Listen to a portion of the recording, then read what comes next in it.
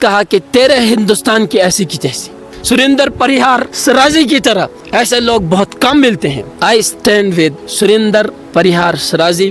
السلام علیکم، آداب دوستو۔ جیسا کہ آپ کو پتہ ہے کہ ہمارے ڈسٹرکٹ کے اندر ایک نیوز پورٹل TLR کے نام سے جسے آج بند کر دیا گیا، نہ اس کے بند کرنے سے پہلے کوئی پریس ریلیز جاری کی گئی، نہ کوئی لیٹر، نہ کوئی وضاحت۔ بھائی صاحب، جہاں لاکھوں لوگ ایک پلیٹ فارم پر، اور پلیٹ فارم بھی ایسا جسے ڈیموکریسی کا فورتھ پلر کہا گیا ہے، جو ہمارے ملک کی حفاظت اور سالمیت کا کام کرتا ہے، اس کی بقا کا کام کرتا ہے، اس کو بری چیزوں سے بچاتا ہے، ایسے پورٹل کو، ایسی کسی برانچ کو آپ کیسے بغیر وضاحت کے بند کر سکتے ہو؟ جہاں پبلک کے ساتھ ظلم ہوتا ہے، عام لوگوں کے ساتھ ظلم ہوتا ہے، ایک گاؤں والے شخص کے ساتھ ظلم ہوتا ہے، اس ظلم کو لوگوں کے سامنے اسکرین پر لانے کی جو ذمہ داری ہوتی ہے وہ میڈیا کی ہوتی ہے، وہ صحافت کی ہوتی ہے۔ پوری طرف سے گراؤنڈ لیول پر لڑنے والے جو لوگ ہوتے ہیں، سریندر پریہار سرازی کی طرح ایسے لوگ بہت کم ملتے ہیں۔ اس سب میں گزارش کرتا ہوں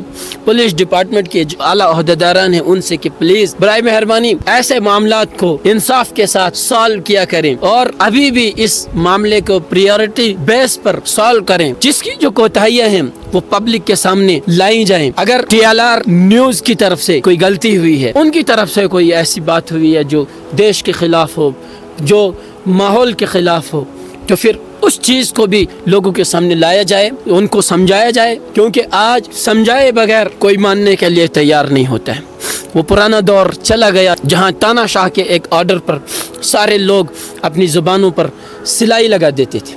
نہیں، یہ دور، یہ سوشل میڈیا کا دور ہے۔ یہاں لوگ پہلے سمجھتے ہیں پھر مانتے ہیں، اس لیے جو اس خاکی وردی پر لوگوں کا اعتماد اور بھروسہ ہے، برائے مہربانی اسے ختم نہ کرنے دیں۔ اسے ختم کرنے کی جو کوششیں کی جا رہی ہیں، ان کوششوں کو ناکام کریں۔ عوام اور پولیس ڈپارٹمنٹ، عوام اور انتظامیہ کے درمیان جو تعلق ہوتا ہے اسے مضبوط کرنے کی پوری کوشش کریں۔ یہ مجھ ناچیز کا ذہن کہہ رہا ہے کہ انہی چیزوں سے ہمارا ملک مضبوط ہوگا۔ جہاں انصاف ہوگا وہاں امن ہوگا، اور جہاں امن ہوگا وہاں ترقی ہوگی۔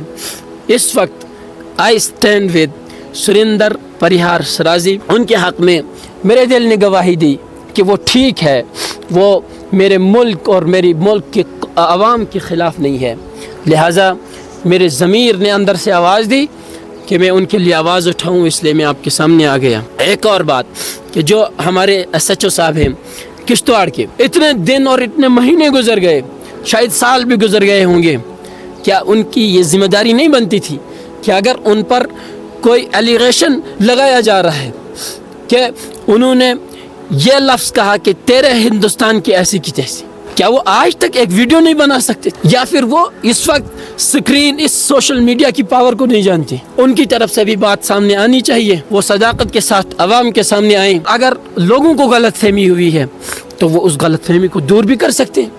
صرف ایک 2 منٹ کی ویڈیو بنا لیں، غلط فہمی کسی سے بھی ہو سکتی ہے، لیکن اس کو دور بھی تو کیا جا سکتا ہے، تو پھر سارا معاملہ ہی ختم ہو جاتا ہے۔ وقت بدل رہا ہے، اس کو سمجھنے کی کوشش کریں۔ لوگ سب کچھ سمجھ رہے ہیں، اب لوگ اتنے بے سمجھے نہیں ہیں، اس لیے میری گزارش ہے کہ اس معاملے میں انصاف کے ساتھ فیصلہ کیا جائے، صحافت کے ساتھ بھی انصاف ہو اور انڈیویجولز کے ساتھ بھی انصاف ہو۔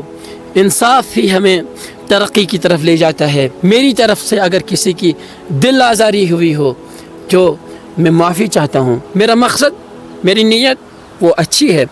اللہ آپ سب کو سلامت رکھے۔ جزاکم اللہ۔